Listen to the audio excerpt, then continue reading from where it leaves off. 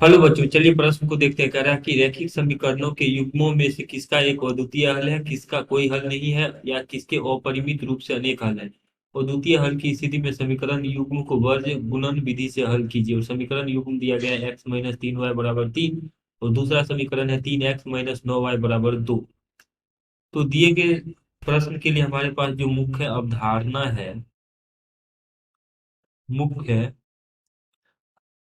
अवधारणा यदि हम इस प्रश्न के लिए देखें, तो मान लीजिए कोई समीकरण युग्म इस प्रकार का है कि a1 x जोड़ b1 y जोड़ c1 = 0। और दूसरा समीकरण है a2 x जोड़ b2 y जोड़ c2 = 0। तो दिए गए रैखिक समीकरण युग्म का अगर हम स्थिति लिखें, पहला स्थिति अगर अद्वितीय हल की स्थिति लिखें, और द्वितीय हल की स्थिति अगर देखें तो ये होता है कि a1/a2 बराबर नहीं है अगर b1/b2। तो कहते हैं कि हम ये अद्वितीय हल की स्थिति है। दूसरा इसमें कह रहा है कि किसका कोई हल नहीं है। तो कोई हल नहीं है की स्थिति लिखते हैं, कोई हल नहीं होगा।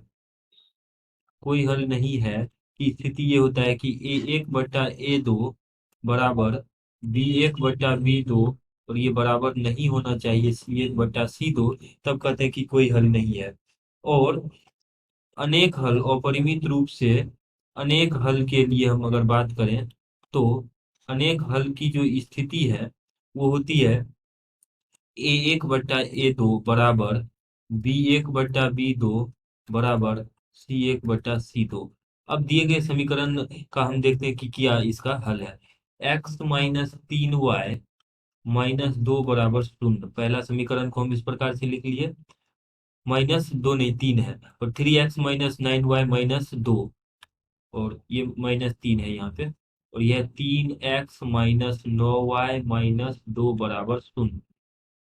तो पहला समीकरण था x-3y-3 बराबर 0, और दूसरा 3x-9y-2 बराबर 0। अब इसमें अगर हम a1/a2 देखें, तो ये आ रहा है 1/3। अगर हम b1/b2 देखें, तो इसका मान -3/-9, तो ये भी आ रहा है 1/3। और लास्ट में अगर हम c1/c2 देखें, -3/-2 अर्थात 3/2।